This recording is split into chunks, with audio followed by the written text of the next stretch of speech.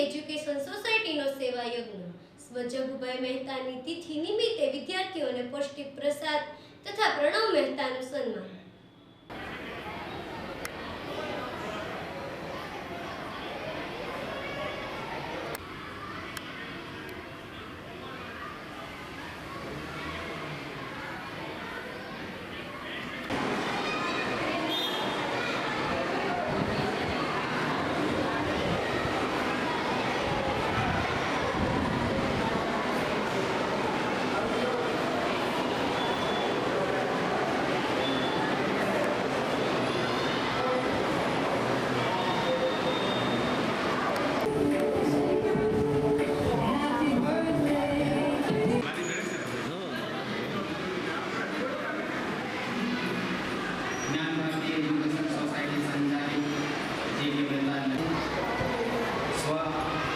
જગુભાઈ મહેતા કે જેઓ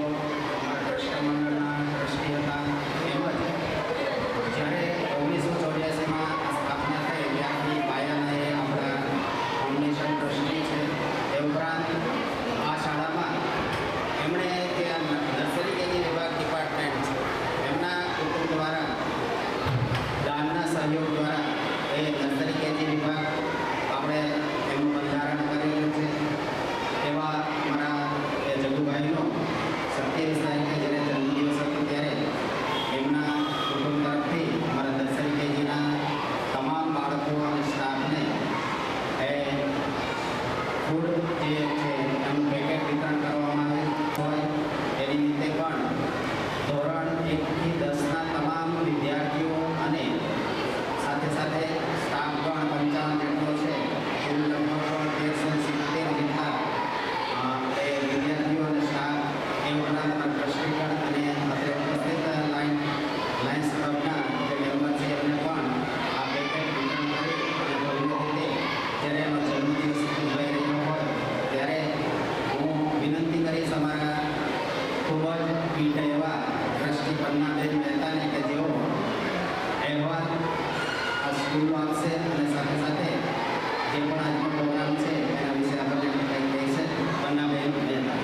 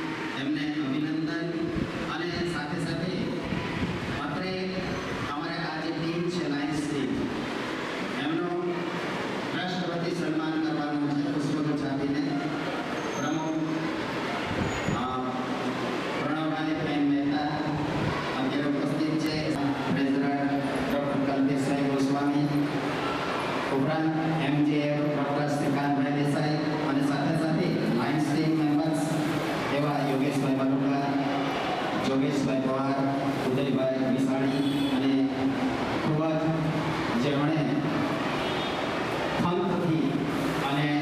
આ લાયન્સ ક્લબને ટકાવી રાખવામાં ખૂબ જ મહત્વનો ફાળો આપ્યો છે એવા પૂર્વ પ્રમુખ ડૉક્ટર પ્રશાંતભાઈ આસ્તી, એમનું તમામનું જ્ઞાન ભારતી શાળા પરિવાર તરફથી હું હાર્દિક સ્વાગત કરું છું. અને સાથે સાથે અમારા ટ્રસ્ટ મંડળના પ્રમુખ અશ્વિનભાઈને વિનંતી કરીશ કે તેઓ પોતાના હસ્તે આપણા દાદાશ્રી પરિવારના સભ્ય અને આ શાળા સાથે જોડાયેલ પન્નાબેન મહેતાના પુત્ર એવા પ્રણવભાઈ મહેતા, તેઓ નવનિયુક્ત પ્રમુખ બન્યા છે, એમને આપણે પુષ્પગુચ્છ આપીને એમનું સન્માન કરીએ. અને સાથે સાથે લાયન્સ ટીમ વતી જગુભાઈ મહેતાના જન્મદિવસ નિમિત્તે એ જે કે મહેતા પરિવારને શાલ અને પુષ્પગુચ્છ આપીને એમનું સન્માન કરવા ઈચ્છી રહ્યા છે. તો ખાસ પહેલા આપણે એ સન્માનનો પ્રોગ્રામ કરી અને પછી અમારા ટ્રસ્ટ મંડળ દ્વારા આપ સર્વનું પુષ્પગુચ્છ આપીને સ્વાગત કરાશે. તો જે કે મહેતા પરિવારને વિનંતી કરીશ અને લાયન્સ પ્રમુખ અને એમની ટીમને વિનંતી કરીશ કે તેઓ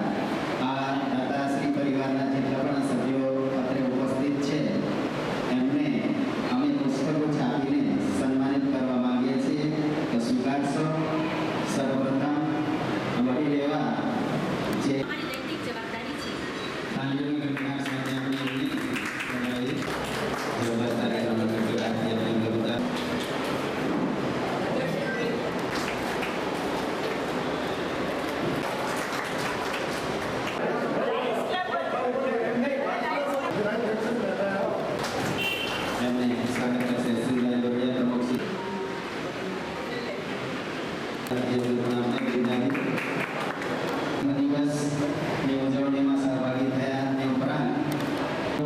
અમારા જે કે મહેતા ફાઉન્ડેશનના એવા પ્રણવભાઈ જ્યારે એમને પ્રમુખનો તાજ મળ્યો છે ત્યારે એમને જે સન્માન માટે અમે સહભાગી થયા છે ત્યારે હવે અશ્વિનભાઈ અમારા જે ટ્રસ્ટ મંડળના પ્રમુખ છે એમને હું વિનંતી કરીશ કે તેઓ આ પ્રસંગને ઉદ્બોધન કરશે.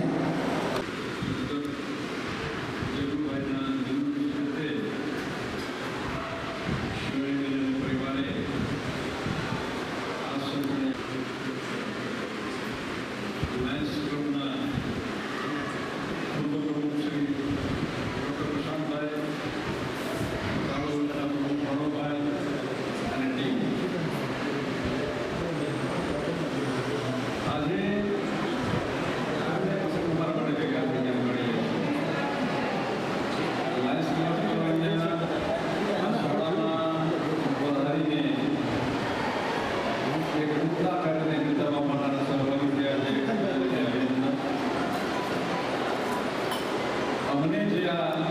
શિવાનીબેને આપી છે એ બદલ એને પણ બિરદાવવા માટેનો અવસર મળ્યો.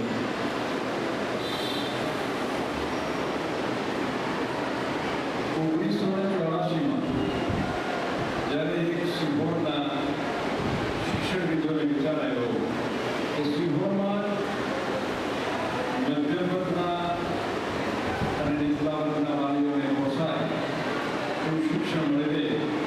એ વિચારે આ જ્ઞાન ભારતી એજ્યુકેશન સોસાયટીનું સર્જન એ સર્જનની અંદર સિંહો માટે હંમેશા સેવામાં અગ્રેસર નગરશીલ પરિવાર અને એણે માર્ગદર્શન આપી અને આ સંસ્થાના વિકાસમાં અને પ્રારંભમાં આપ સુધી કહીશ કે એ જે યોગદાન આપ્યું છે કે એના માટે થઈને સંસ્થા હંમેશા ઉભી રહે. જગુભાઈના જન્મદિવસ સામાન્ય રીતે જન્મદિવસ વર્ષમાં એક વાર ઉજવાતો હોય પણ આ શાળાના બાળકોના જેમ કે બાકી 2 વાર ઉજવવાનો, એક તિથિ પ્રમાણે અને એક તારીખ પ્રમાણે. સંસ્કૃતમાં સુભાષિત છે